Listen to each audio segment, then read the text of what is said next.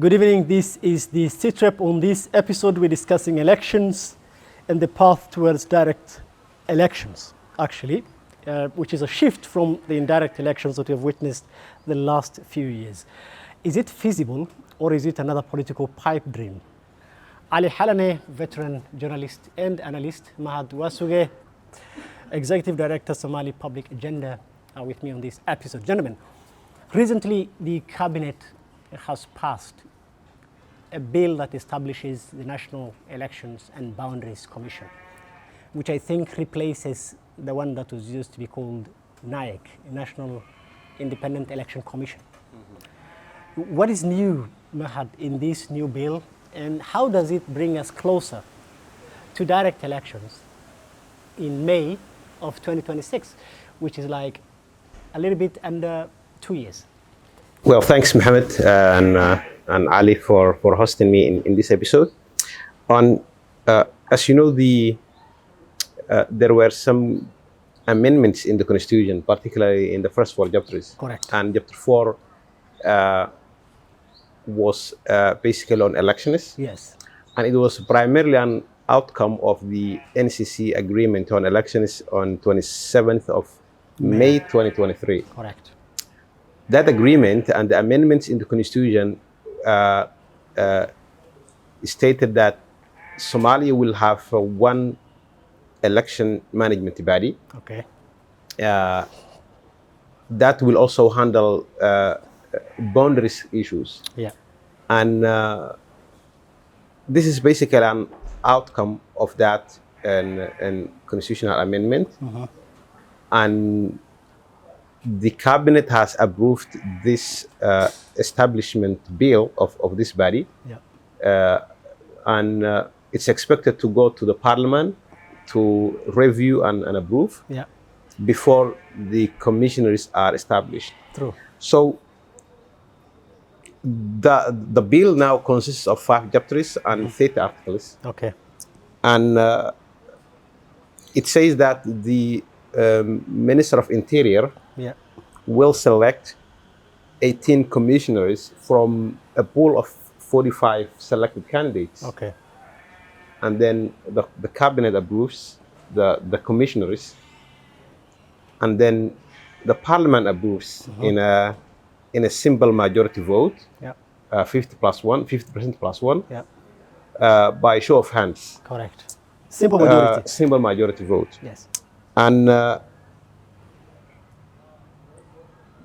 the commission will have a 6-year mandate. Correct. Non-renewable. Yeah. One of the, I think, limitations I see is that after 6 years, there will be 18 new commissioners. So there will not be institutional memory and commissioners that could stay longer to run that institution, that important institution. Yeah. Because it says it is non-renewable and all commissioners' term expires at once. So Correct. They propose that the selection process starts 6 months before the expire of the mandate. And that is basically the process. There is a hope that I think the parliament might slightly change some of the articles before they endorse. Yeah. But this is the road to direct elections. Correct. And it will be the most important institution that manage and local level, state level, and national elections in Somalia. Which effectively replaces what used to be called not only NIEC, but also during indirect elections there were FIET and CIET that managed indirect elections at state level and at federal level. Ali, the selection of the 18-member team, the election commission. Elections are usually very contentious in this country, whether direct or indirect. And now I think the Minister of Interior is invested in selecting the 18-member from a pool of 45, as has been explained rightly by Mahad here. How acceptable would the process of selecting 18 commissioners be? How acceptable is the formation of the election commission is today, given that there's political differences across the country? Before I come to that, this bill of draft bill of, Yeah. Independent Electoral Commission or Commission, Yes. it's one of 3 bills that will be presented to the Council of Ministers, then to the Parliament. This commission and election bill, and also party laws. These are the 3 foundations that Ministry of Interior says it will be based on how we proceed to the direct elections. You are raising the question that how it would be make us closer to Yes. direct elections. Theoretically, it is taking us closer to direct elections. But according to the past experience, we used to see a lot of commissions, a lot of committees has been established. Then we went back to the political arrangement. Correct. So theoretically, it's a good dream and it's a good project, and it was a good dream also. But for the span of last 15 years, we have witnessed such kind of commissions and bodies, and we went to the political arrangement. Now, assuming this bill becomes law and Parliament adopts, the question I'm asking is, now that this is going to be managed by the Ministry of Interior, how acceptable, because like you mentioned, elections are political arrangements, how acceptable will the selection of 18-member commission be across the political divide in this country? Is the bill already accepted by different politicians in this country? Yes. We are talking about yes. Before, I think the process, and actually the bill says, before appointing or selecting the 18 members, the Minister of Interior will consult with federal member states, the Banadi Regional Administration, Yes. and also relevant institutions. Yes. And these members have also to fill certain criteria, Yes. including that each should be at least 35 years of age. The gender representation should be considered. 30%. The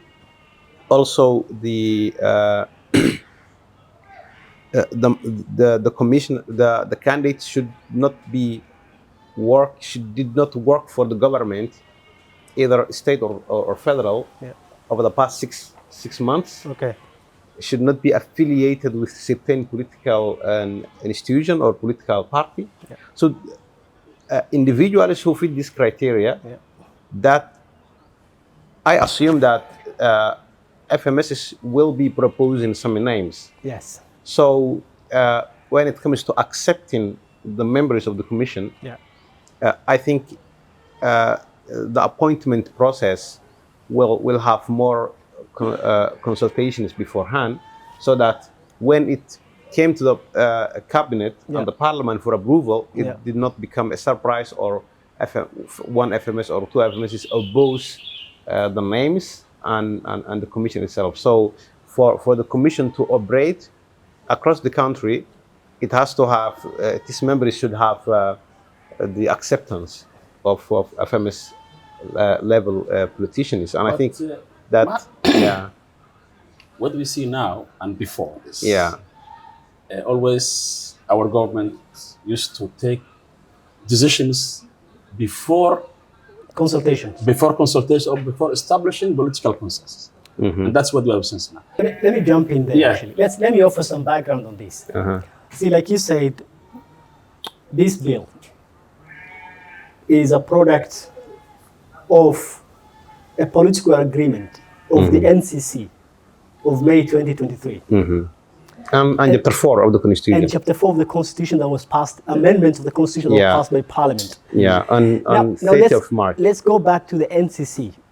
That is the beginning, the NCC agreement of 2023, that is the beginning of this process. Now, in that NCC, Puntland was missing. So to begin with, there is no 100% consensus.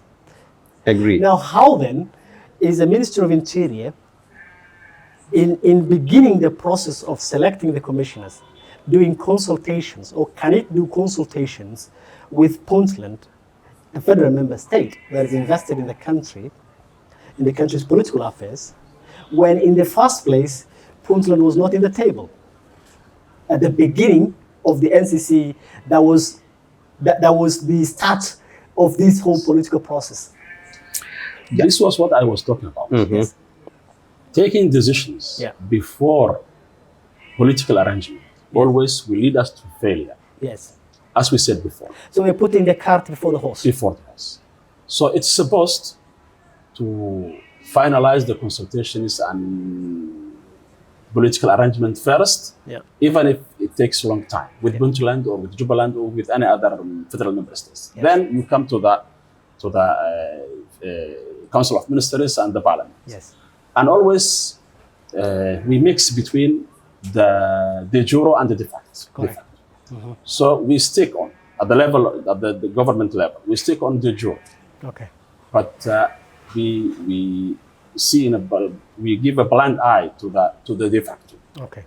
So it's better, for my opinion, just to have a long consultations before we go to the Council of Ministers, which is the jure, to take the decision like this, independent electoral commission. Because inevitably elections are political processes. And there has to be political consultation and political consensus before we move towards direct elections. Even indirect elections calls for political consensus. So now take an example. Okay. We have very fine constitution. Correct. We have very fine bills. We have very fine everything, you name it. Yeah. But still we are lagging behind, because to put something on the paper will not affect anything until you solve the de facto problems. That is what I say.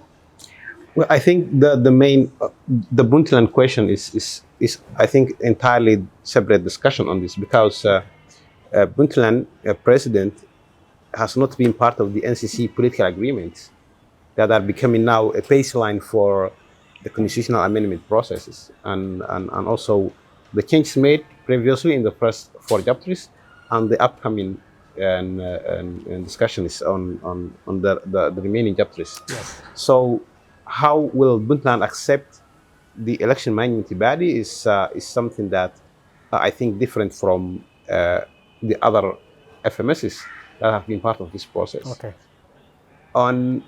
I think the main question on consensus is primarily on, do we really want one election management body that manages all levels of elections, or we need a more decentralized election management body? I think that is the main issue that I think needs to be discussed first. Okay. And what has been approved now by the cabinet is primarily based on Chapter 4 of the Constitution. And then again, the question goes back to, are political stakeholders in agreement on the changes made to the Constitution that was endorsed by the Parliament on the 3rd of March? Yep. And the answer is obviously no. We have changes made to the Constitution. Politicians opposed it. Yes.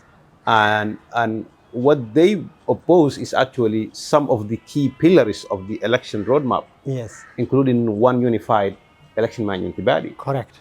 And so the question will be, shall we pause the process and go back to Chapter 4, seek consensus, and then build on with that consensus? Or do we move forward and implement the process?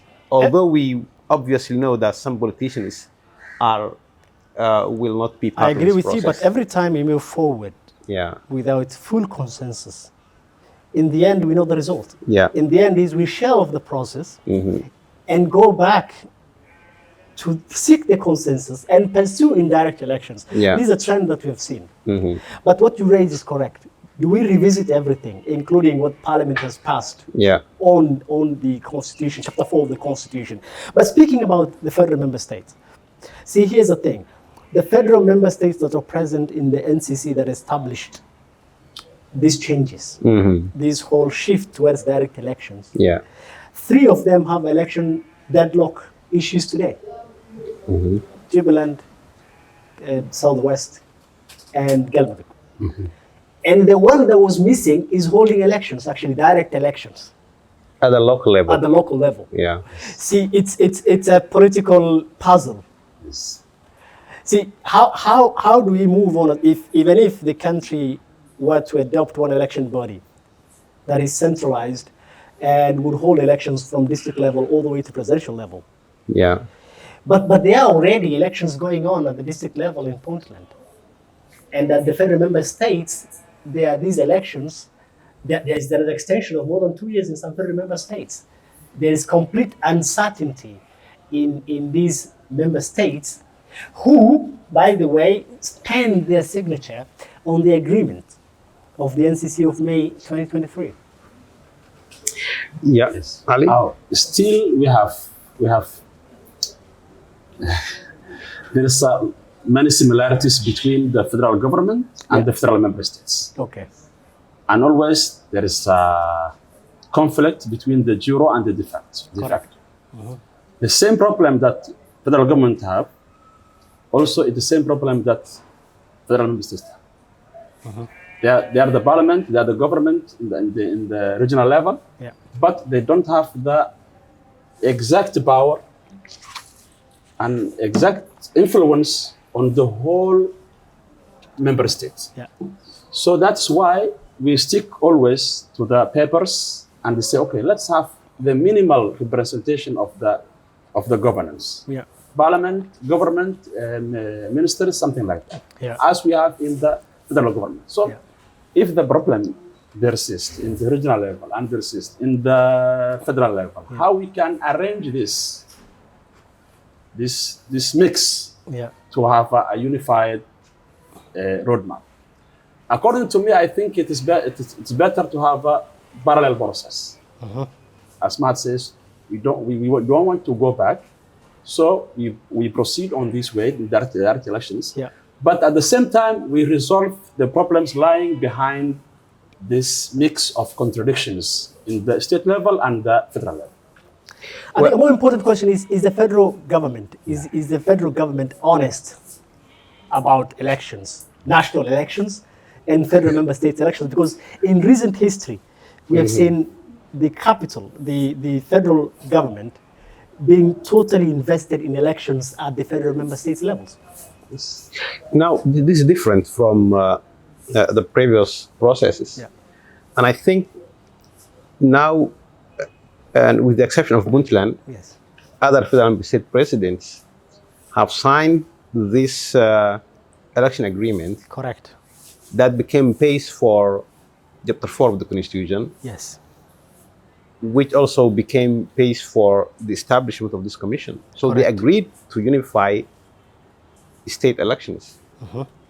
And if they change their mind and say, although we agreed with this process, we want to organize our own state level elections, And they are known to change their minds. that will then change the dynamics. Correct.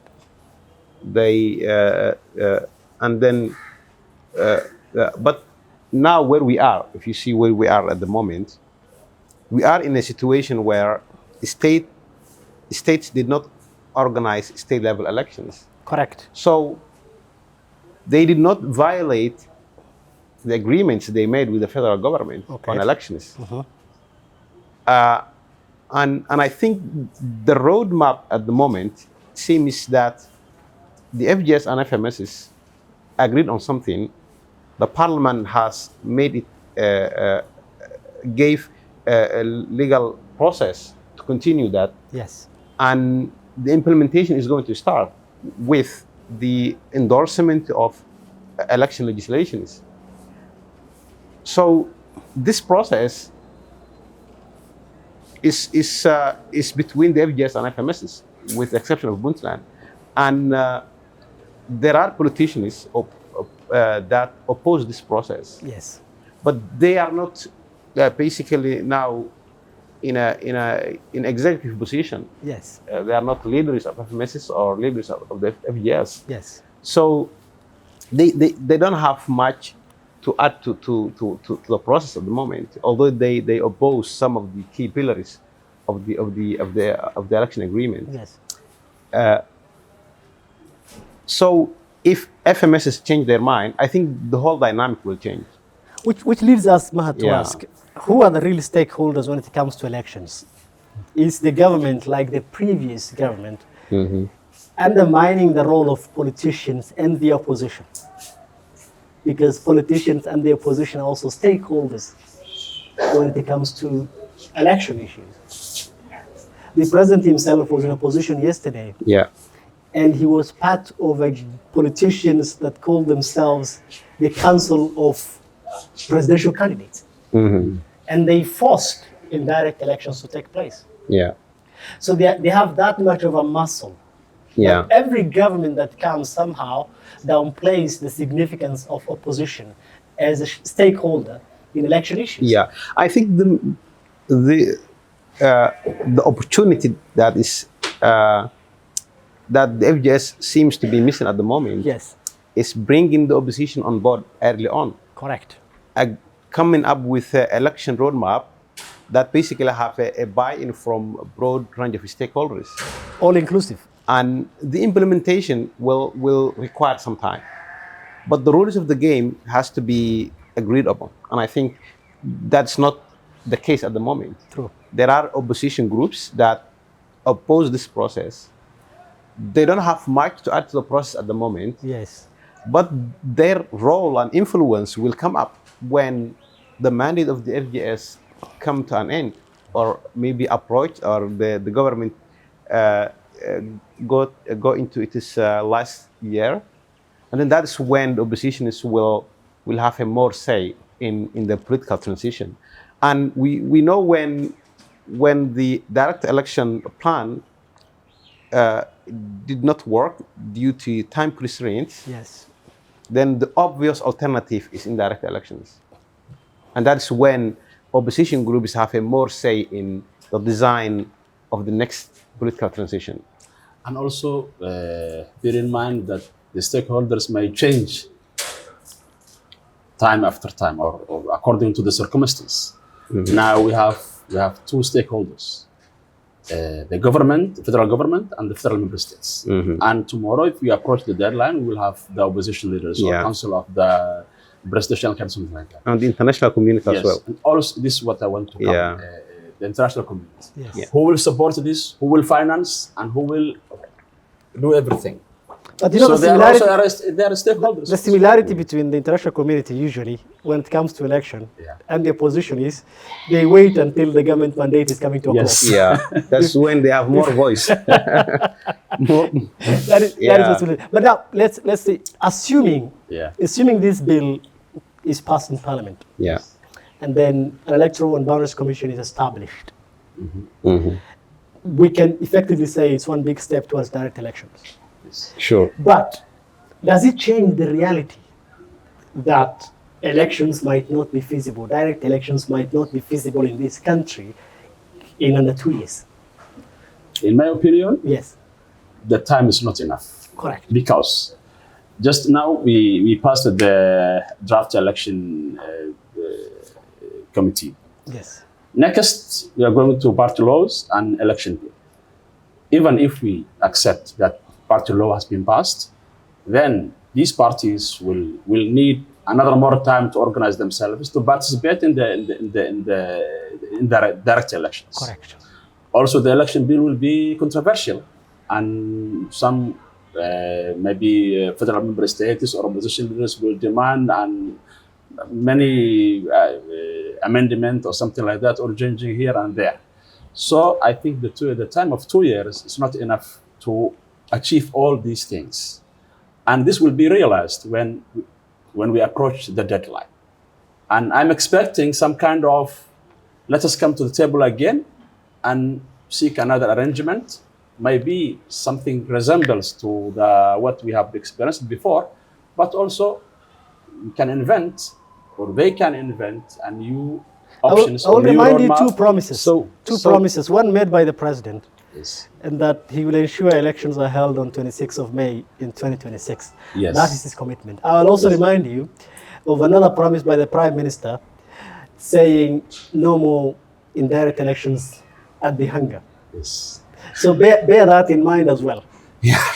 Oh, this is all promises. And we know the politicians promise many things. Yeah. And the politics is the art of possibilities. Agreed. So when we came closer to the deadline, Yeah. the art of possibilities will come up, and we will end up with some kind of With more possibilities. Yes, the more possibilities. Agreed. I think there are two scenarios here. Okay. One scenario is the FGS stick with the plan, make sure that the process is as inclusive as possible, Agreed. make sure that FMSs, at least the current FMSs, Yeah. excluding Puntland, Yeah. are on board, are part of this process, and they don't oppose or help the unilateral elections. And then we approach 2026, and then there is a real possibility to achieve direct elections if there is some extensions. So that's one scenario. So the main challenge of the FGS will be coming up with a workable, implementable plan Yes. that will require some time, maybe 1 more year or 2 more years to effectively implement, and that the other key political stakeholders accept that this is a realistic election roadmap that they can be part of. So that's one scenario. So if the current FGS fail to deliver that or to reach that stage by the end of its mandate, Yeah. then the alternative will be that other stakeholders oppose the current election process, and then they say this is good, it will require more time, but let us pause for a moment and then go back to indirect elections and let the new leader, or if the current president is re-elected or a new president come, let them continue with that plan with a new 4-year mandate. And I think these are the two main scenarios, and the time will tell whether we go to another indirect election, or we stick with direct And elections. the other thing, Yeah. Mohammed, is Yes. although the federal member states leaders signed an agreement with the federal government Yes. in May last year, Yes. which proposes direct elections, Yes. but that was a political move. But I think they would prefer the indirect elections because they will influence the next coming elections. So it's in the interest of the federal member states to go in direct to go elections. in direct elections. I see. And also the interest of the opposition leaders is to go to indirect elections. Okay. And there is another reason: the indirect elections are less costly, Yes. and they are implementable in a few time frame, small time frame. Yeah. So I think.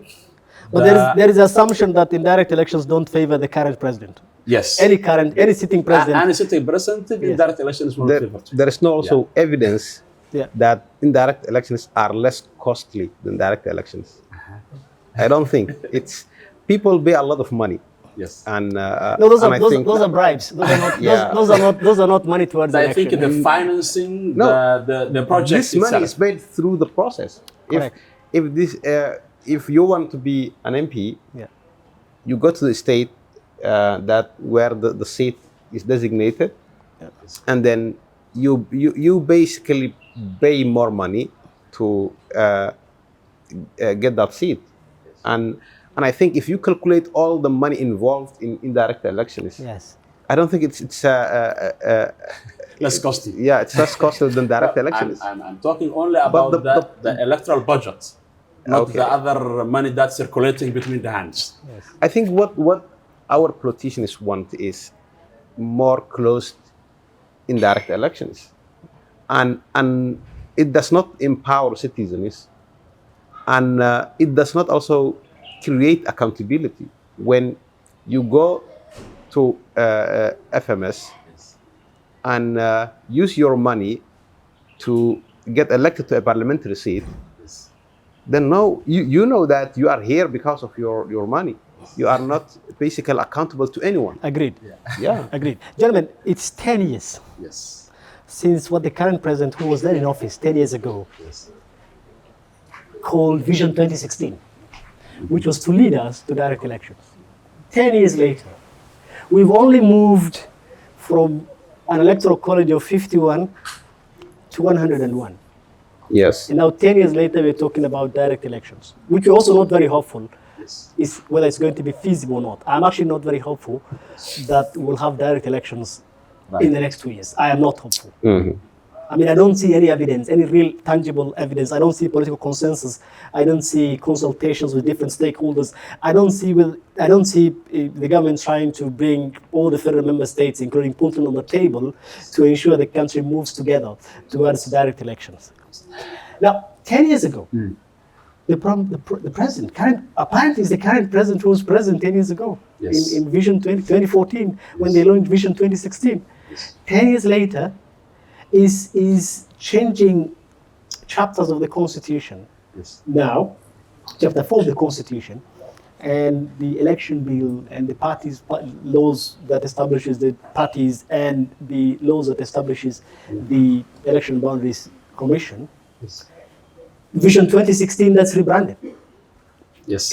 Can we say it's just a repeat of Vision 2016 that is rebranded? It is something like that. And see, every president who came to the power lasted 15 years. Yes. He was promising that he will hold direct elections. Correct.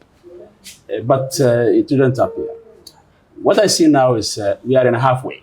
Okay. So that halfway took us 10 years, and I think the other halfway will take us another 10 years if it's not longer than that. So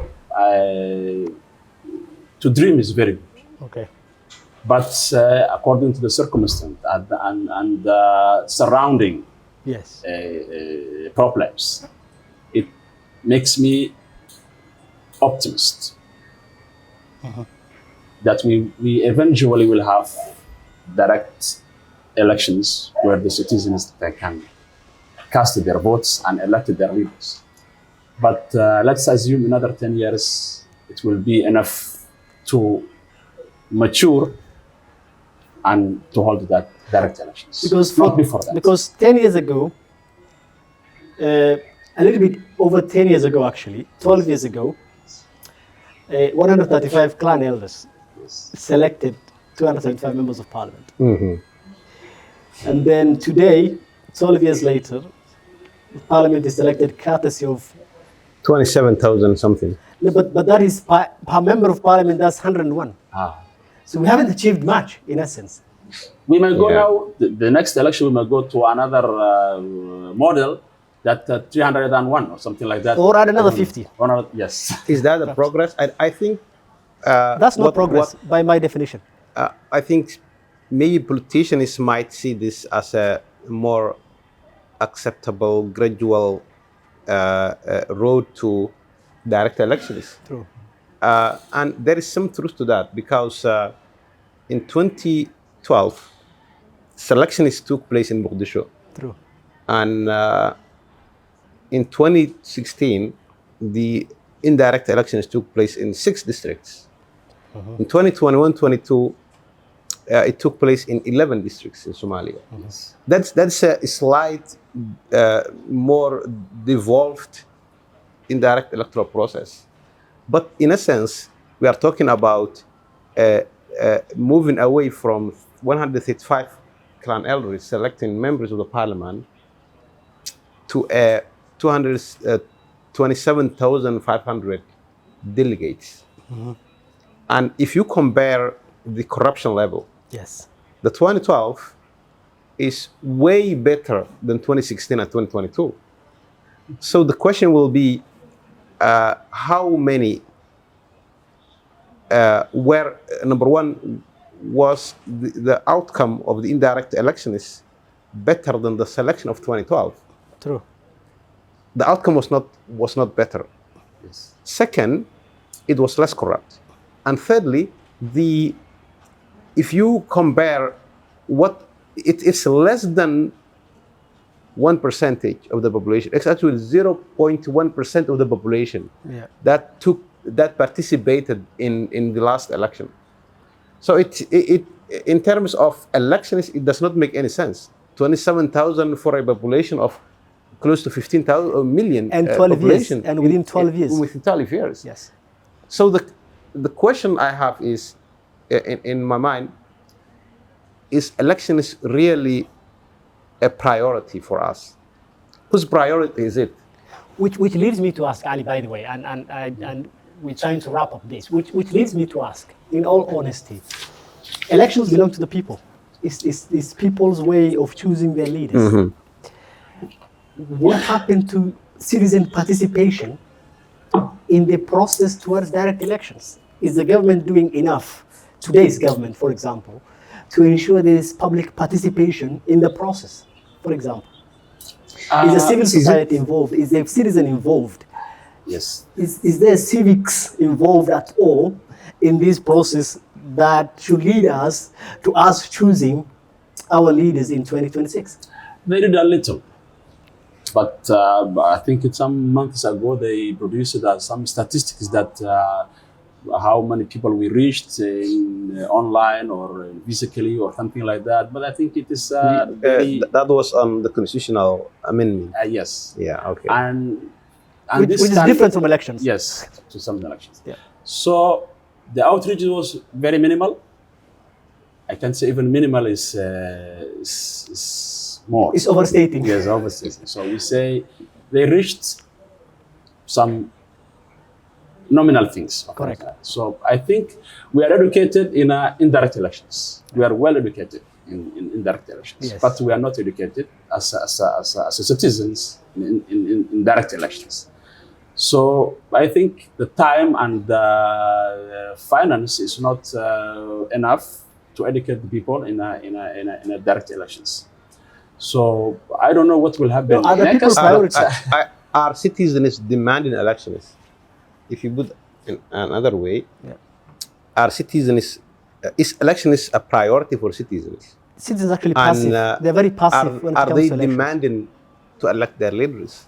No. And I think that's not the case in Somalia. And there is a reason to it. Majority of the population in Somalia are struggling with basic needs. Correct. And we don't have a vibrant civil society organizations that pressure the government to have a more inclusive electoral processes. And I think if you look at Somalia in general, and situations where elections might be more favorable, we are not in a position whereby we discuss as citizens. I'm talking about the population. Yes. Elections and political participation. True. Because and they say elections work when citizens have an average income of 2,700 something. So USD. when we have a main middle class and population, yes, that is when elections will have a root in Somalia. So we are talking about a significant number of the population with that who live less than $2 a day, and politicians who really want to design electoral process that favor them getting new mandate. And I think we are in that situation, and it will take a lot of time to be in a position where citizens demand accountability, demand electing their leaders, and then elected leaders respond to citizens' priorities. And also there is a tough question here, and some people are debating. Assume if we hold direct elections today, who will guarantee that the outcome will be better than indirect elections? Well, it's a loaded question, Ali. At the end of the day, I think whether direct or indirect elections, consensus is key. Yeah. Political participation is key. Yes. Involving all the stakeholders, including the opposition and the FMS and the public and the civil society, is key. Yes. Which leads me to ask you, to give us a Somali proverb. What's that? that we ask our government to always remember in 2026. So actually, the consensus, political consensus, is a central point of the election in Somalia. Yeah. If there is a proverb or two which can explain that situation, would be wixii la isku ogaayay ceeb ma keenaan. Okay. Hadday ceeb keenaanna cas ma keenaan. I don't have the exact Proper translation, but you will read it. I mean, it's roughly, I think it means agreements won't bring problems. I think that is the basis of it. If people agree on something, then there is no basis for quarrel or anything else. Yes. Now that people agreed on something. Yes. So agreement is key, consensus is key. That is the bottom line. And Yeah. the only agreement on that. Thank you so much, gentlemen. That is it from us this week. See you next week. Bye-bye.